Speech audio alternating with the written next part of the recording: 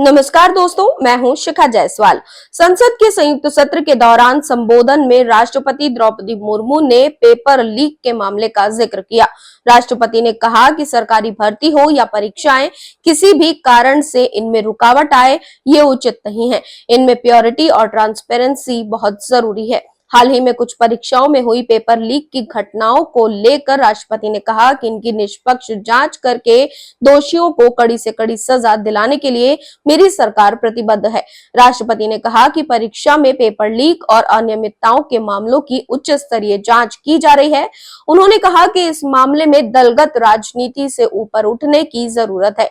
मेरी सरकार का ये निरंतर प्रयास है कि देश के युवाओं को अपनी प्रतिभा दिखाने का उचित अवसर मिले। सरकार एक डिजिटल विश्वविद्यालय बनाने की दिशा में काम कर रही है। इन्हीं प्रयासों से भारत आज दुनिया का तीसरा सबसे बड़ा स्टार्टअप सिस्टम बन चुका है। राष्ट्रपति ने अपने अभिभाषण में कहा कि संसद ने पेपर लीक पर कड़ा कानून बनाया है। ये कानून 21 जून की रात से देश भर में लागू हो चुका है। नए कानून के तहत पेपर लीक करने या आंसर शीट के साथ छेड़छाड़ करने पर कम से कम 3 साल की जेल और 10 लाख रुपए का जुर्माना हो सकता है। सरकार की तरफ से नए कानून का मकसद परीक्षाओं में हो रही गड़बड़ियों को रोकना है।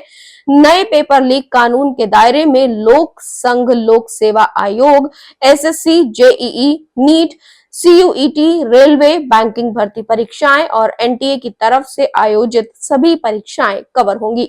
उन्होंने कहा कि युवाओं को अब भारतीय भाषाओं में इंजीनियरिंग की पढ़ाई करने का विकल्प मिला है। देश में 7 नए आईआईटी, 16 नए IIIT, 7 IIM, 15 IIM, 315 medical college और 390 विश्वविद्यालय स्थापित किए गए हैं। मेरी सरकार इन संस्थानों को और मजबूत बनाकर आवश्यकता के अनुसार इनकी संस्था को भी बढ़ाएंगी। आपको बता दें कि राष्ट्रपति द्रौपदी मुर्मू ने आज लोकसभा और राज्यसभा को संयुक्त संबोधित किया और उन्होंने देश के युवाओं को, देश के स्टूडेंट्स को ये भरोसा दिलाया कि देश में सरकार पेपर लीक माफिया पर कड़ी कार्यवाही कर रही है और करने के लिए प्रतिबद्ध है।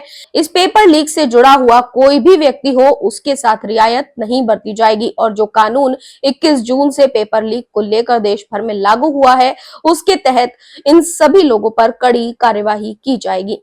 राष्ट्रपति द्रौपदी मुर्मू के भाषण पर आपकी क्या राय है, कमेंट बॉक्स में जरूर बताएं। साथ ही चैनल को सब्सक्राइब करना बिल्कुल न भूलें।